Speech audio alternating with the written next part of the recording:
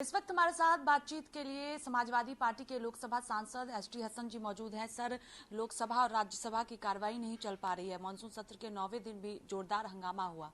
अधीर रंजन चौधरी ने राष्ट्रपति द्रौपदी मुर्मू के लिए जो शब्द का इस्तेमाल किया, उसके बाद ही आज संसद में स्मृति ईरानी ने भी हमला बोला और लगातार बीजेपी विरोध प्रदर्शन कर रही। देखिए, आपका पहला सवाल जो लोकसभा राज्यसभा नहीं चल रही, देश जिन परिस्थितियों से गुजर रहा है, महंगाई अपनी चरम सीमा पर है, बेरोजगारी अपनी चरम सीमा पर है, जुमले बहुत हो गए। 2 करोड़ नौकरियों की वायदा हुआ था और आज कह रहे हैं हमने 8 लाख नौकरियां दी हैं 8 साल के अंदर। और जिस तरह से महंगाई पे जीएसटी बढ़ा दिया गया, रोजमर्रा के खाने पीने की चीजों पे कीमतें बढ़ गई। अब बताइए, दूध, दही, दाल, चावल, गरीब यही तो खाता है और क्या खाता है। उसको ये हक नहीं कि वो पैक्ड वाला ले ले, वो खुला ले। और उसमें कितना अडल्ट्रेशन होता है मुझसे और आपसे छुपा हुआ नहीं है, कितनी मिलावट होती है उसके अंदर। तो हमारे लिए, हम लोग संसद में बैठे हैं इंसानों के लिए और इंसानियत के लिए। सारे काम एक तरफ होने चाहिए और इंसानों की आवाज़ उठाना एक तरफ होनी चाहिए। जनरल गरीब की आवाज़ उठाने के लिए खड़े हैं, लेकिन चर्चा नहीं की जा रही। कहते हैं पार्लियामेंट में कि हम चर्चा को तैयार हैं, लेकिन बिजनेस जो आता है सुबह में, उसमें एनालिस्ट नहीं होता। तो आप एनालिस्ट करें, चर्चा करें, हमने कोऑपरेट करेंगे। अब सवाल आपका दूसरा अधीर रंजन जी के लिए है। यकीनी तौर पे देश के राष्ट्रपति काबिल एहतराम, काबिल इज्जत हैं, सबके लिए हैं। भले से हमने वोट दिया हो ना दिया हो, लेकिन वो अब हमारी भी राष्ट्रपति हैं। अधीर रंजन जी ने, क्योंकि वो हिंदी अच्छी नहीं जानते, वो बंगाली जानते हैं, उनकी जबान से कोई लफ्ज़ निकल गया और जिसकी उन्होंने माफ़ी भी मांग ली। जब माफ़ी मांग ली तो अब क्या उचित है उसको इतना हाईलाइट करने के लिए कि आपको आदिवासियों के वोट के लिए, एसटी के वोट के लिए आप हंगामा आराई कर रहे हैं। राष्ट्रपति जी के लिए उन्होंने जो भी कहा था उसके लिए उन्होंने खुद अपोलोजाइज कर लिया। दूसरी बात, क्राइम मैं करूं और सजा आपको मिले, ये कौन सा तरीका है। सोनिया जी से कहा जा रहा है कि वो माफी मांगे।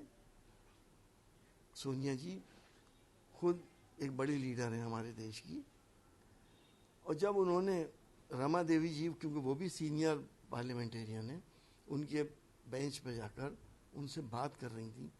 हम तो दूर थे, लेकिन उस वक्त स्मृति ईरानी जी आई और फिर उनसे हॉट टॉक्स हो गई। आखिर में सोनिया जी को कहना पड़ा कि डोंट टॉक टू मी। लोगों ने एक दूसरे को हटा दिया। लेकिन ये परंपराएं जो पड़ रही हैं, ये हालात जो हैं, ये मैं समझता हूँ बहुत अच्छे नहीं है हमारे देश के लिए। जिस परिस्थितियों से हम लोग गुजर रहे हैं, दुनिया में सबसे महंगा पेट्रोल हम खरीद रहे हैं, हम कृषि प्रधान देश होके हम आटा और चावल महंगा खरीद रहे हैं, हमारे बच्चों को दूध प्योर नहीं मिल रहा है। ये आप और मैं हकीकत जानते हैं कि कितना एडल्ट्रेशन हो रहा है और कितना दूध बना के बिक रहा है। पैक्ड दूध में ही ज़रूर होता है कि शायद ये अच्छा हो, वो नहीं ले सकते। तो पहले तो इंसानों के लिए सोचें, गरीब के लिए सोचें, बाकी बिजनेस तो होते ही रहेंगे। सर, बीजेपी के सांसद कह रहे हैं कि सरकार चर्चा को हर मुद्दे पर तैयार है, चाहे महंगाई का ही मुद्दा क्यों ना हो, लेकिन विपक्षी पार्टियां सुनने को तैयार नहीं है और चर्चा नहीं चाहती है। इसी वजह से हर मुद्दे पर हंगामा किया जा रहा है। तो बिजनेस कमेटी को दें और बिजनेस इसको एनालिस्ट करें कि आज इस पर चर्चा होनी है। आप पिछले 9 दिन की उठा के देख लिए पार्लियामेंट की बिजनेस में, क्या इस पे चर्चा के लिए कोई दिया गया या नहीं दिया गया। चर्चा मकसद नहीं है। देश को एक इल्यूजन में डालना है, एक धोखा देना है कि हम तो तैयार हैं चर्चा के लिए, यही नहीं कर रहे। ऐसी चर्चाएं थोड़ी होती हैं कि 1 घंटे की चर्चा हो गई इतने बड़े टॉपिक के ऊपर, इतनी बड़ी समस्या के ऊपर, कि 0 आवर की जगह हमने चर्चा कर दी। ऐसा नहीं होता है। बीजेपी के साथ साथ अब मायावती भी कह रही हैं कि कांग्रेस पार्टी को जो बयान अधीर रंजन चौधरी ने दिया है उसके लिए माफी मांगनी चाहिए। माफी अधीर रंजन जी ने मांग तो ली, उन्होंने तो मांग ली। फिर वही बात है ना, अपराध मैं करूं, माफी कोई दूसरा मांगे। कत्ल मैं किसी का कर दूं, सजा किसी और को मिल जाए। क्या ये प्रोटोकॉल है जिंदगी का? बता दिया। एक और आखिरी सवाल और इससे हटकर है कि ओवैसी ने कहा है कांवड़ियों पर जिस तरह से पुष्प वर्षा उत्तर प्रदेश में की गई है, ओवैसी का कहना है कि मुसलमानों पर एक समुदाय पर सरकार बुलडोजर चलवाती है, सड़कों पर नमाज नहीं पढ़ने दिया जाता है, लेकिन कांवड़ियों पर पुष्प वर्षा उत्तर प्रदेश में किया जा रहा है। देखिए, सड़कों पे नमाज ना पढ़ने देने की वजह यही थी कि रास्ते अवरुद्ध होते हैं, यही तो थी वजह। कांवड़ियों की वजह से भी 8-8 दिन रास्ते बंद होते हैं।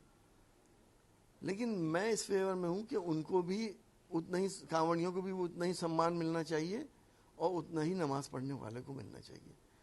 हम एक धार्मिक देश में रहते हैं। आप हिंदू हैं, मैं मुसलमान हूं, मेरा और आपका पैदा करने वाला एक है।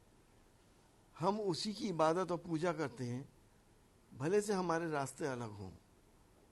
तो अगर हम अपने पैदा करने वाले की इबादत कर रहे हैं या पूजा कर रहे हैं, तो सरकारों को इसमें ज़्यादा अड़ंगा नहीं अड़ाना चाहिए। आज तक हुआ भी नहीं ऐसा। हमने माहौल देखा है कि अगर नमाज बाहर आ गए, पब्लिक सड़क पे आ गए, तो हमारे हिंदू भाइयों ने कपड़े के थान खोल के बिछा दिए कि आप लोग इस पे नमाज पढ़ें। मेरे मुरादाबाद के अंदर 1857 के गदर में जब हिंदू मुसलमान एक मंदिर के तहखाने में छुप गए थे, बेसमेंट में, तो हमारे बुजुर्ग बताते हैं कि एक तरफ हिंदू भाई पूजा करते थे, एक तरफ मुसलमान नमाज पढ़ते थे। आज हम किस देश में आ गए कि यहाँ नमाज ना हो, यहाँ पूजा ना हो, यहाँ मंदिर ना हो, यहाँ मस्जिद ना हो।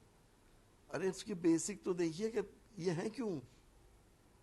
आपके और मेरे पैदा करने वालों के लिए है और उस पालनहार के लिए है जिसकी हम सब इबादत करते हैं।